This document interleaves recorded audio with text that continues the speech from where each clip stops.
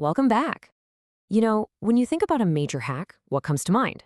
Probably some brilliant coder, right? Furiously typing away. Well, the truth is, it almost never starts that way.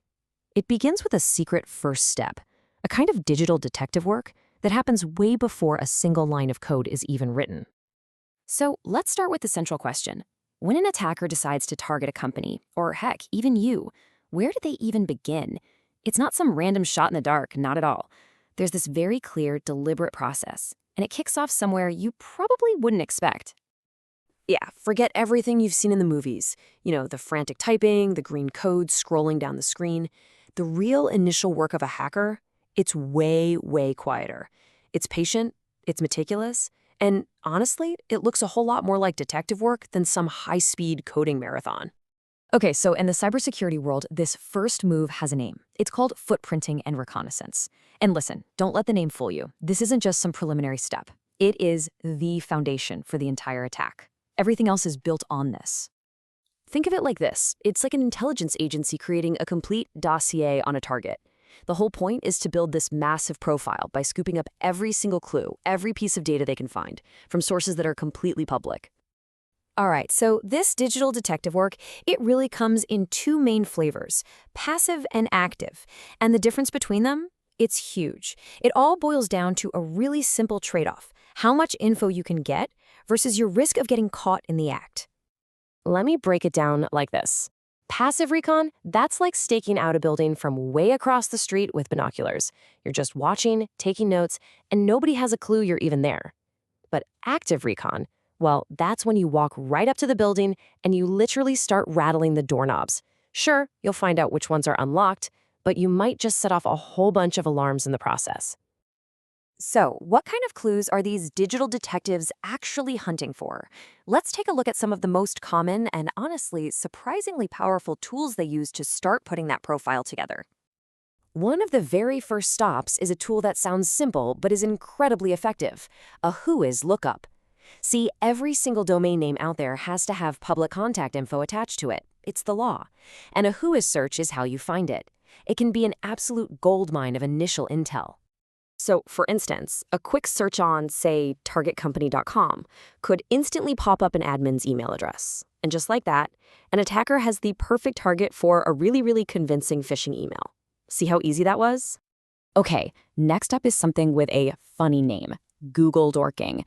And no, this isn't just a simple search. This is about using Google like a surgical tool. You use these advanced search commands to hunt for things that should never be public. We're talking exposed server login pages, confidential documents that got indexed by mistake, or even error messages that leak juicy details about their systems. But, the search for clues doesn't just stop with technical tools.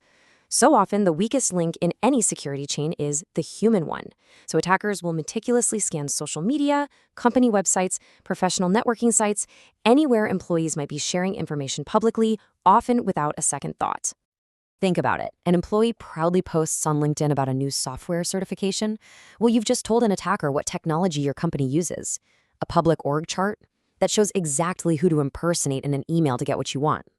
Even personal stuff, like details from vacation photos, can be used to guess the answers to security questions. It's all out there.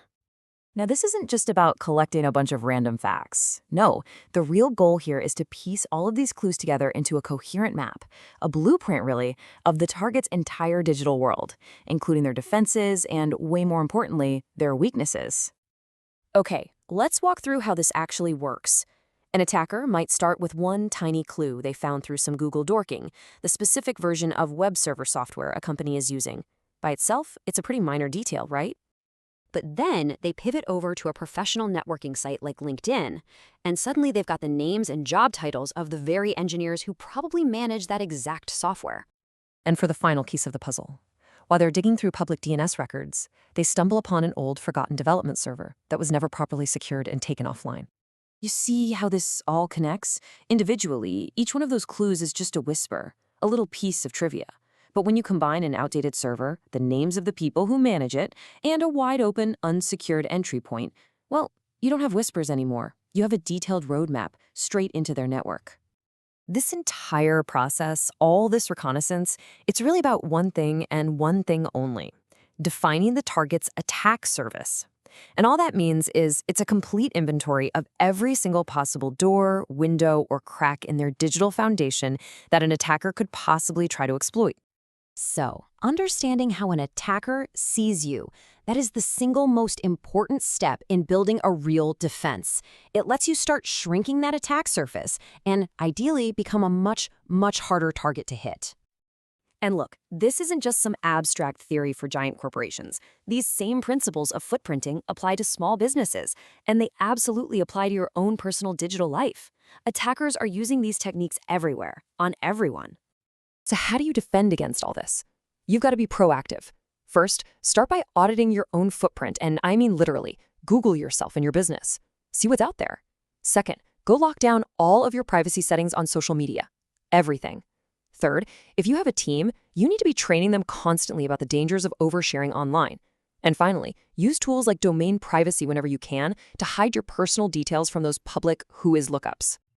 It really all comes down to this. You simply cannot protect a weakness you don't even know exists. The most effective defense always, always begins with understanding your own visibility, because you can bet that's exactly where an attacker is going to start looking. So I want you to ask yourself this. If a digital detective started building a dossier on you right now, using only what's publicly available, what kind of story would your digital footprint tell them?